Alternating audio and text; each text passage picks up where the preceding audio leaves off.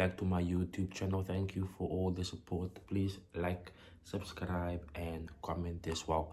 Today I'm doing Sonnet 130. Okay, it is under the impression that you know something about the poem. So when you watch this video, you must have prior knowledge. Okay, in other words, in class or at home or whatever. And you must have the poem in front of you, because I'm going to give you my analysis of the poem. Okay, so number one, this poem appeared in 2023 for the first time. Okay, it appeared as a poetry essay. There is a probability it might reappear in the final as a contextual question. This is a possibility, so please be aware of that. Okay, it is a sonnet and therefore we must be very careful. Okay, so a sonnet consists of 14 lines. That's the first indicator. Not all 14-line poems are sonnets, however, but the first indicator is that it consists of 14 lines. The second indicator, now there are two types of sonnets generally. It is the Petrarchian sonnet and the Shakespearean sonnet. The Petrarchian sonnet is the sonnet that consists of an octave, a vaulter, and a sestet. The Shakespearean sonnet, the one that we are busy with,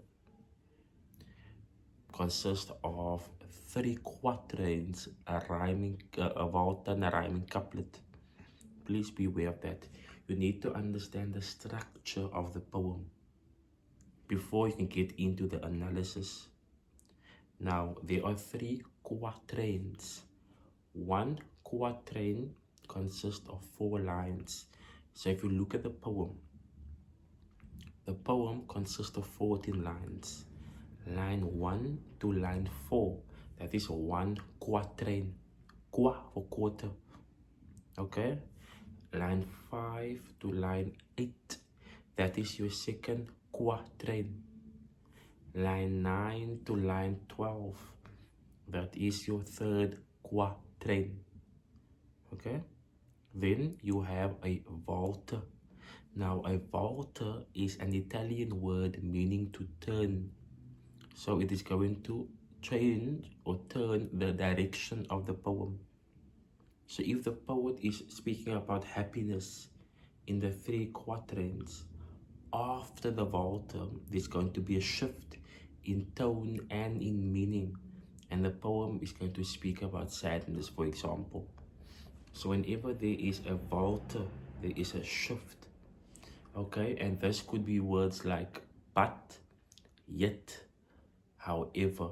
When there is a contrasting word, the mood and the meaning will shift of the poem as well. Okay, then we have a rhyming couplet. Why is it called a rhyming couplet? Because it is a rhyming couplet.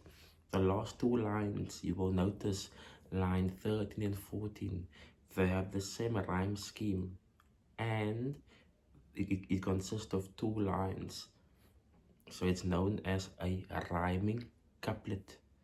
Okay, so the structure, 3 quatrains, a vaulter, and a rhyming couplet. There is a rhyme scheme as well. Please work that out. And the rhythm of the poem is also important. It is iambic pentameter. Okay, so there are 10 syllables in one line, 5 stressed and 5 unstressed syllables. And this is the meter or the rhythm of the poem. There's a difference between a rhyme scheme and the rhythm. The rhyme scheme will be the rhyming words at the end of the line. The rhythm will be the beat or the meter of the poem. Okay, and it's known as iambic pentameter. You should know this by now. Now, with that being said, look at the title. Sonnet 130. My question would be, why that title in particular? Why sonnet and why a number? Yes, correct. I presume you know. It is because there are more.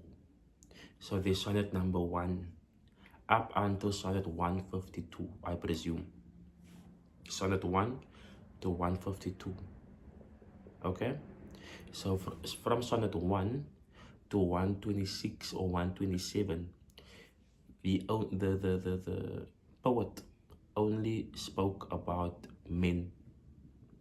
From 127 to 152, he is speaking about a woman, a lady. In this context, a dark lady. So look at the title, Sonnet 130. He is going to account for a lady. He calls the lady a dark lady, not because of her skin, but because this lady was very mysterious, very unknown, very peculiar. Okay, the dark lady. Now my question is, why write this poem? Let me tell you why.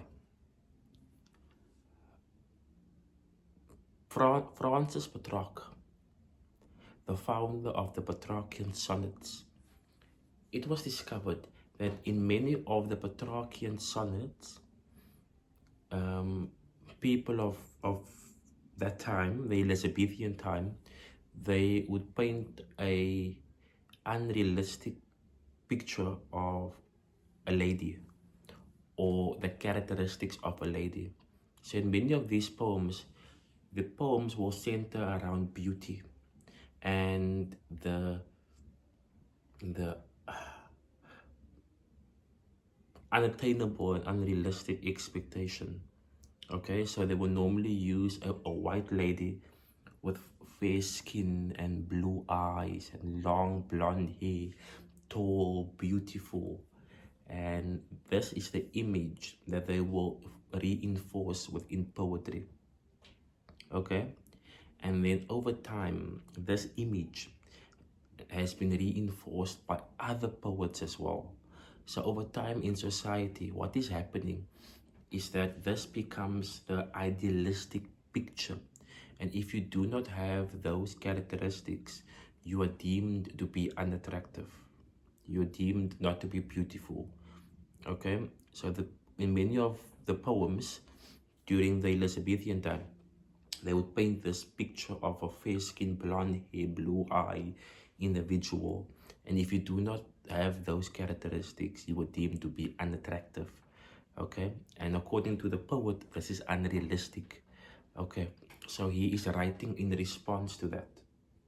So we have Petrarchian sonnet and Shakespearean sonnet, and he's writing in contrast to that. He is going to mock, he is going to debunk, he is going to educate us about beauty standards in society. He is writing in response to this. Okay, it is a critique. He is criticizing Petrarch and Petrarchian poets for painting this unrealistic image of beauty. Okay, I'm not going to read the poem. You have the poem in front of you. So if you look at line 1, okay, I'm going to give the line analysis. Please listen attentively. Line 1, my mistress' eyes are nothing like the sun. Now, many learners, you need to be open-minded here. He is not insulting his mistress. That's not the point. And I get so angry and upset when learners say he's being rude, he's mocking his mistress. He's not. He is mocking Petrarch. He is mocking those poets. He's only using his mistress to prove a point, because his mistress does not possess those heavenly qualities of beauty. So he's not mocking her, he's using her to prove a point towards Petrarch and others. Okay? Now, line 1, my mistress' eyes are nothing like the sun. my mistress. Number one, the word mistress is not what we understand today. Okay, so today a mistress would be, you know, that thing, untrue, untrue, not that one. In this context, he is referring to his beloved or his darling or his partner. Okay, so my mistress' eyes are nothing like the sun. He's basically saying that her eyes, they're not bright, it is not shiny, it is not special. Okay, it is ordinary and plain. There's nothing remarkable or intriguing about her eyes. That's number one. So he's outlining a physical beauty. Two, coral is far more red than her lips red. So coral is like a stony substance in the ocean. Okay, so it's like a red pink color. So he says that coral, this the substance deep in the ocean, is far more red than her lips red. In other words, her lips, they're not red. It's not attractive. It's not appealing. It is not beautiful.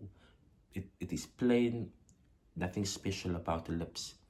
So her eyes and the lips, nothing special. Three, if snow be white, why then the breasts are done? So now, if snow be white, and snow has a connotation of white and clean and pure, then he says, if snow be white, why then the breasts are done? He's not referring to a breast, he's referring to a skin. Okay, his mistress, she doesn't have white skin. It is a brown type of skin, similar to mine. But what is important here is that the word done is like a dull gray brown color, and that word they normally use to describe a horse. Okay, so that's not really something appealing or nice to say when you compare the skin of your mistress to the skin of a horse. Okay, line 4, if hairs be wires, black wires grow on her head. So now he is referring to the stereotypical African look. So his mistress does not have the straight, blonde, thin hair. Instead, it is thick, bushy hair. Okay, so he says, if hairs be wires, black wires grow on her head. He's comparing black wires to her hair, and this is a metaphor. Also not something pleasing to say, but in doing so, he is being realistic and honest. Okay, remember, please understand this, he is not mocking her. He is only proving a point to Petrarch. He is mocking the Petrarchian sonnets of the day, okay, for painting this idealistic picture. I have seen roses damask red and white, but no such roses see I in the cheeks. So this also a very effective line referring to the color of her cheeks, right? It's not red. In other words, it is dull, it is plain, it is not attractive, it is not appealing as well. Then it goes on to say, and in some perfumes there is more delight, referring to a scent, a natural scent. We can assume it's not appealing, it's not special, it's not ordinary. Okay, it says in some perfumes there is more delight than in the breath that from a mistress reeks. So the word reeks has a powerful connotation here of an unpleasant smell or scent. Okay, he says that a breath is not fresh, it's not breathtaking, and it's like an unpleasant reek smell that's emitting from her breath. He's being honest. I know that you might think he's mocking her, but he's being honest and realistic about his mistress. He's not mocking her, he's mocking Petrarch. Remember that. I love to hear her speak, yet well I know that music have a far more pleasing sound. So even the sound of a voice, it is not appealing, intriguing, captivating, or exciting. There's nothing glamour about the voice. Instead, you would prefer the sound of music. You would prefer the sound of music opposed to a voice. Again, He's not insulting her. He is insulting the Petrarchian poets of the time that painted this unrealistic expectation upon women. Okay? I love to hear her speak, yet while I know that music has a far more pleasing sound, I grant I never saw a goddess go. Again, a goddess is a female god. His mistress is not a goddess. His mistress does not possess the godly characteristics. Okay? My mistress, when she walks, treads on the ground.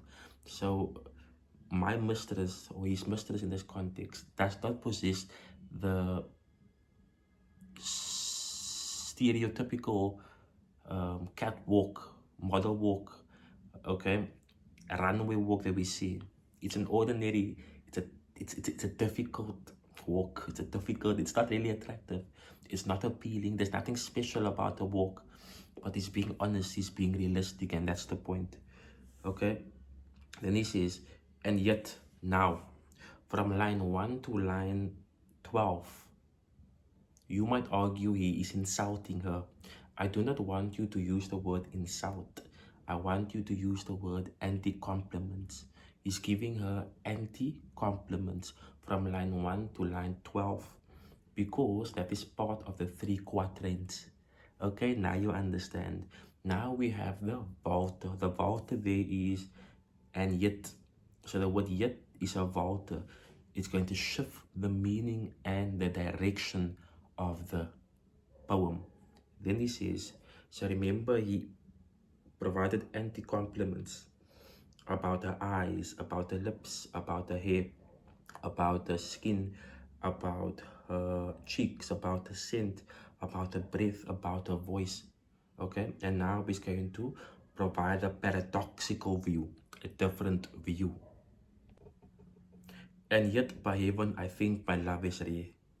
And yet by heaven, in other words, I swear to God, I swear to my God, my love, it is rare, it's honest, it is real and sincere. I'm not being fake, I'm not fictitious, I'm not painting an unrealistic picture. And yet, I swear to God, by heaven, I swear to my God, I think my love is rare. I think it's rare, it is sincere, it is honest, and it is real. Okay? Then he says, as any she belied with false compare. As any she belied. The word belied refers to my first point.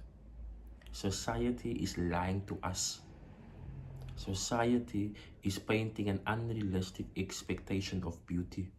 If you do not have blonde hair, blue eye, fair skin, a great scent, tall, society will deem you to be unattractive. And this is untrue. Okay, this is untrue. The word belied with false compare refers to society providing a negative and idealistic picture. It's a misconception. As any she belied with false compare. To be belied by society, belied by Petrarch, belied by these writers at the time. And the poet is providing a critique, is mocking, it satirical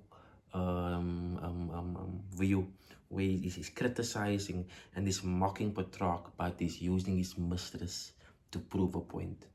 He's not mocking her. He's being honest, sincere, real, authentic, and appreciative towards his mistress. Okay, so Sonnet 130 is an absolutely beautiful poem. Many of you might understand it differently now. He's not mocking her. He is proving a point. He's pointing out her flaws. In other words, his mistress is perfect in spite of her imperfections. Please like, subscribe, and comment. Cheers.